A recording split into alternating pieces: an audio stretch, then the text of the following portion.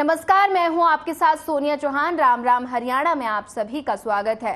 रुक करते हैं खबरों की ओर। यमुनानगर के गांव खारवन निवासी 12वीं कक्षा की छात्रा स्कूल से पेपर देकर वापस अपनी सहेलियों के साथ पैदल घर लौट रही थी कि अचानक घर से कुछ ही दूरी पर एक इनोवा कार में सवार 4 बदमाशों ने कार को रोककर छात्रा को जबरन गाड़ी में डालकर गाड़ी दादूपुर की तरफ लेकर भाग गए। वहीं इस बीच पुलिस को सूचना दे दी गई, जिसके बाद दादूपुर की तरफ से पुलिस ने नाका लगा दिया और जिसे देखते ही बदमाशों ने कार आनन फानन में ब्रेक लगाई और ग्रामीणों ने कार सवार बदमाशों को दबोच लिया और कार में सवार बदमाश भागने का प्रयास करने लगे, लेकिन ग्रामीणों ने उनको पकड़कर जमकर पिटाई कर दी।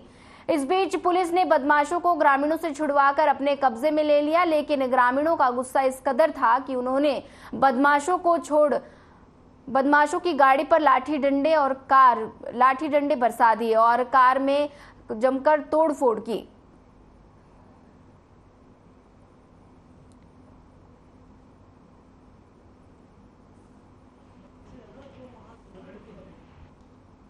कंट्रोल रूम से सूचना प्राप्त हुई थी कि एक लड़की को 4 लड़कों ने किडनैपिंग कर ली है। तो ये सूचना पर मैं भी वहाँ पर पहुँची। तो ये जो लड़की है ये पेपर देने के बाद अपने घर जा रही थी, तो रास्ते में 4 सवार गाड़ी में बैठ कर आए और लड़की को जबरन गाड़ी में गिरा लिया। ऐसे ही वहाँ पर गाँव वालों ने पहले ही काफ़ी गाँव वाले इकट्ठे हुए थे। हमारी 112 नंबर गाड़ी है जो वो पीछे लगी हुई थी।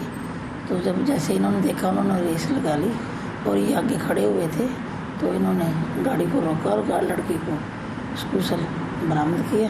लड़की सुबह स्कूल गई थी, सरकारी स्कूल में पढ़ती है +2 में। तो पेपर चल रहे हैं बच्चों के, तो ये 12 साढ़े 12 बजे पेपर दे के आ रही थी। सनराइज स्कूल के पास एक गाड़ी रुकी, गाड़ी में 4 लड़के थे। 4 लड़कों में से 2 ने लड़की खींच के कार में बिठाई, घेर ली। तो ये लेके इधर जंगल की तरफ चले गए। तो छोटे छोटे बच्चों ने आके गांव में अल्लाह उठाया, कह रहे भी लड़की उठा ली। तो गांव वाले सारे इकट्ठे हो गए। हमने फ़ोन करे चिकित्सा सारी जगह। तो एक हमारे गांव का लड़का लगे हुआ रोहित, तो उसने इधर दादूपुर साइड भी फ़ोन किया, तो इधर ही लेकर गए थे उस लड़की को।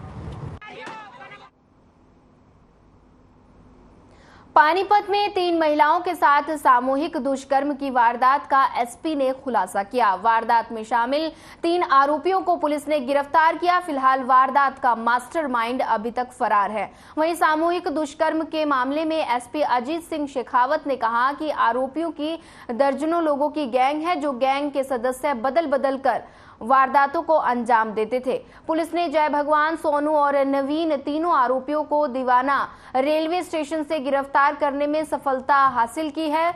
वहीं आपको बता दें कि आरोपियों के पास से देसी कट्टे, चाकू और लाठी डंडे भी बरामद किए गए हैं। फिलहाल आरोपियों को कोर्ट में पेश कर रिमांड पर ले लिया जाएगा और आगे की कार्रवाई की जाएगी।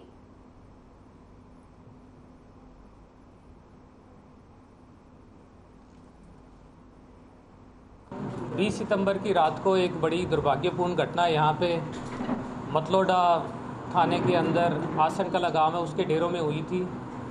उसमें 2 घटनाएं हमारे सामने आई थी, जिनमें 2 डेरों में लूटपाट की गई थी। एक डेरे में एक जो महिला थी जो बीमार अवस्था में थी, उसकी हत्या कर दी गई थी और दूसरे जो डेरा है उसमें लूटपाट के साथ में 3 महिलाओं के साथ दुराचार की भी जो घटना है वो सामने आई थी। इस संबंध में 2 मुकदमे, अलग अलग मुकदमे दर्ज किए गए थे। ये बड़ा ही एक जटिल केस था, एक ही ब्लाइंड केस था, जिसमें हमारे पास शुरू में कुछ भी सुराग नहीं था। जो हमने महिलाओं से पूछताछ करी, जो उसमें जो डेरों में जो रह रहे थे उन लोगों से पूछताछ करी, जिसमें हमारे सामने ये बात आई थी कि 4 व्यक्तियों ने इस वारदात को अंजाम दिया था।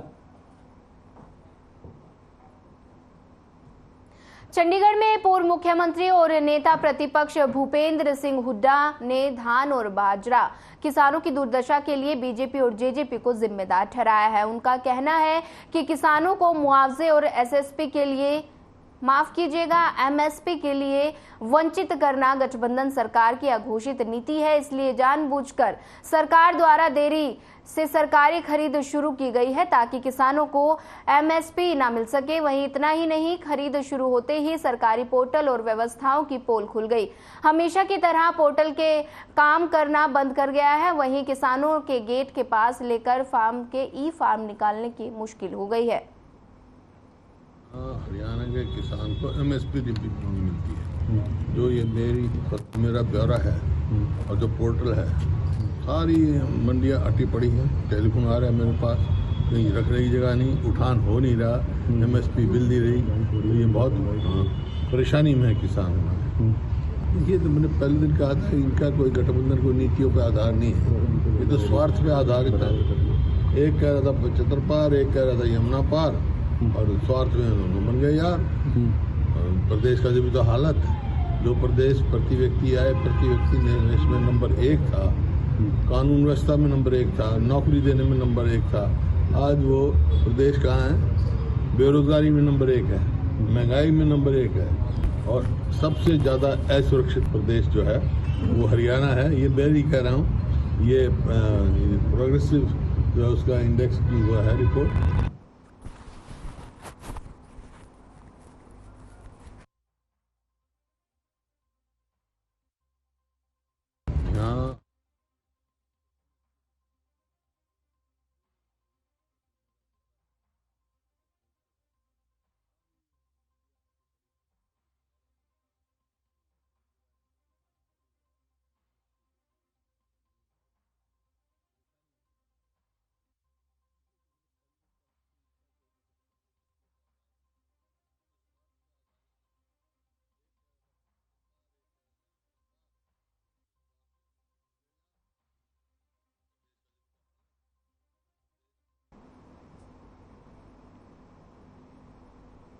राज्यसभा सांसद कृष्णलाल पंवार ने इंद्री और नीलोखेड़ी विधानसभा क्षेत्रों के गांवों में आमजन के बीच जाकर जनसंवाद कार्यक्रम आयोजित किया। इस दौरान उन्होंने नीलोखेड़ी विधानसभा क्षेत्र के दादूपुर, बडलावा और इंद्री विधानसभा क्षेत्र के रैतखाना में जनसंवाद कार्यक्रम में जनता की समस्याओं को सुना। उन्होंने मौके पर संबंधित विभागों के अधिकारियों को निर्देश देते हुए कहा कि वे तय समय में सीमा में इन समस्याओं का निवारण कर वरिष्ठ अधिकारियों को अवगत करवाएंगे।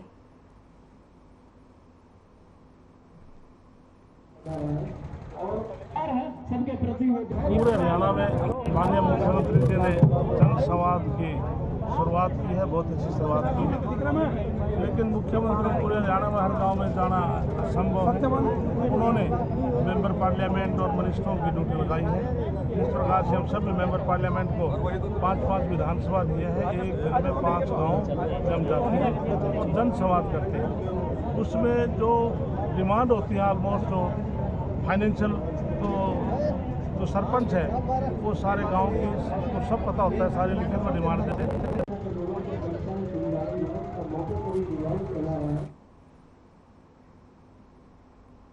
जेजेपी के प्रधान महासचिव दिग्विजय चौटाला प्रेस कॉन्फ्रेंस की और दिग्विजय चौटाला ने कहा कि छात्र संघ चुनाव को लेकर इनसो अभियान चलाएगी। दिसंबर तक सभी यूनिवर्सिटी को कवर किया जाएगा। इसमें सभी वीसी को ज्ञापन देंगे।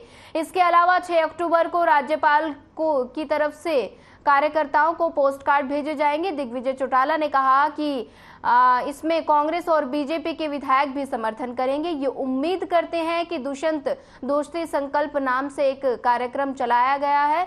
इसमें 4 महीने की जगह कार्यक्रम होंगे और दिसंबर तक सभी हलकों में होगा। इसी के साथ उन्होंने चौधरी बीरेंद्र सिंह के बयान पर 2 टूक बोलते हुए कहा कि वे हमारी खामोशी को कमजोरी ना समझें।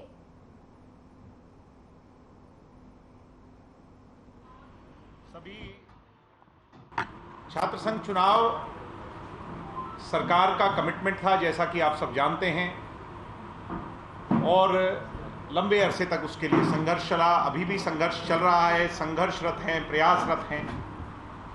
इंडियन नेशनल स्टूडेंट्स ऑर्गेनाइजेशन एक नई मुहिम छेड़ने जा रही है,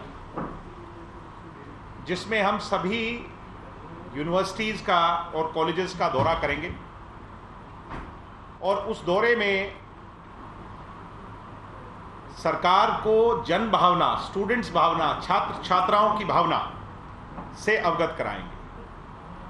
उसके लिए डिस्ट्रिक्ट हेडक्वार्टर्स पे कॉलेजेस और यूनिवर्सिटीज़ के सभी वाइस चांसलर्स को मेमोरेंडम सौंपे जाएंगे कल से।